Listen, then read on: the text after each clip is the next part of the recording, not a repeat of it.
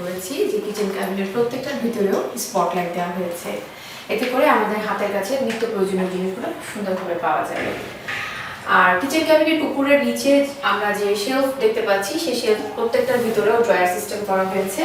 এই প্রত্যেকটা ড্রয়ারের ভিতরে অনেক যাবতীয় প্রয়োজনীয় জিনিসপত্র রাখা যাবে। বার্নারের নিচে করা হয়েছে কাটলারি শেলফ এবং তার নিচে ডিশ র্যাক।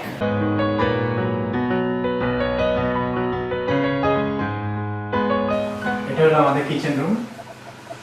কিচেনে আমাদের বার্নারের নিচে আমরা ট্রে সিস্টেম করেছি, যেটা হচ্ছে কাটলার চামচ এবং রাখার জন্য। আর এটা হলো আমাদের স্পাইস বক্স, মশলা এবং বিভিন্ন চাটনির বোতল রাখার জন্য।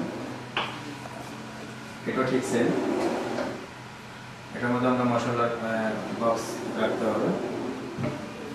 আর নিচে আমরা যেটা করেছি এটা হচ্ছে ডিশ বাস্কেট, এর মধ্যে আমরা ডিশগুলো রাখতে হবে। আর এখানে বার্নারের উপর আমরা কুক করেছি, আর উপরে আমরা সলিড পাল্লা করেছি,